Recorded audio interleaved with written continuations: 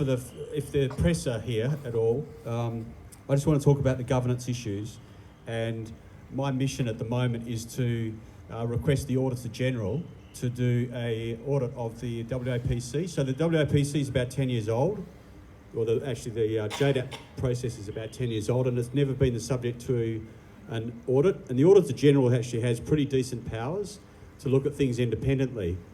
And I think there are 4 or 5 areas that they need to look into.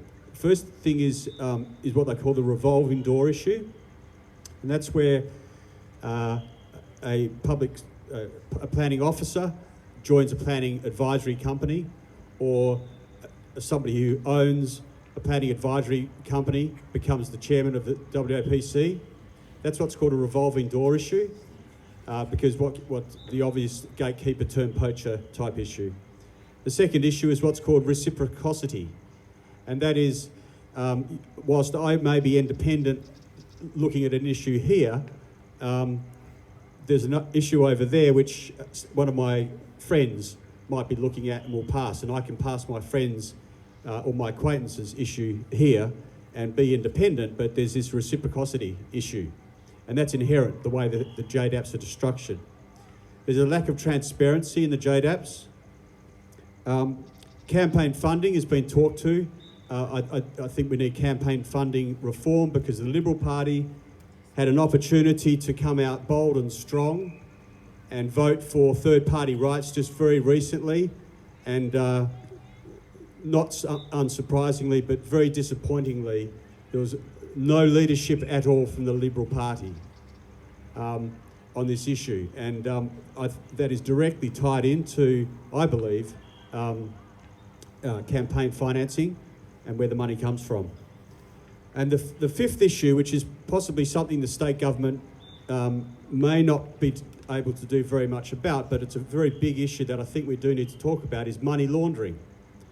There are international bodies that measure money laundering, and they rank Australia as one of the most attractive places in the world to do money laundering. Because real estate agents, conveyancing lawyers, and others that are involved with large transactions are not subject to the AUSTRAC rules, which require reporting. Even if they were, AUSTRAC hasn't done the world's greatest job in policing this, and the banks who are required to report also haven't done the world's greatest job in reporting, but nevertheless, they are at least subject to it. So the real estate industry is not, and it's estimated that over $1 billion a year is laundered through the through the Australian property market. And when you dig down and see who's behind some of these developers, well, we know you can see it's very clear that a number of them come from sources of funds that we don't know anything about. So that's my issue. But that's all I'm going to... now, I've just got an advertisement. So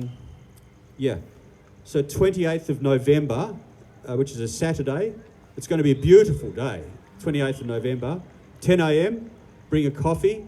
We're having a Perth-wide town hall, similar to this. We don't know the exact format, but probably similar to this, on the steps of Parliament House. So there's a good turnout here, and it's a wide turnout from all over Perth. So go back to your communities. We need to continue to educate, support, and show solidarity to each other, and make this next town hall on the 28th of November really big. But I'd like you now to all stand up if you can, and make an enormous amount of noise in thanks for the leadership of these ladies here, and one gentleman, but sorry, mainly ladies.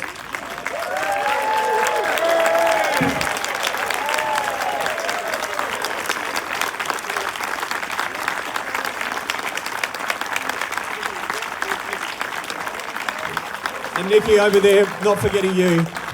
Aren't these ladies, sorry Andrew, I'm going to say, aren't these ladies absolutely magnificent leaders? They suffer, they don't give up, they persist, they learn, they look under the rocks, they have everything thrown at them, they have the government coming against them, they have no support, other than us and their communities. And you should be thoroughly proud of what you're doing. And I'd like to thank everyone out there as well. Yeah. Thank yourselves as well. Thank you.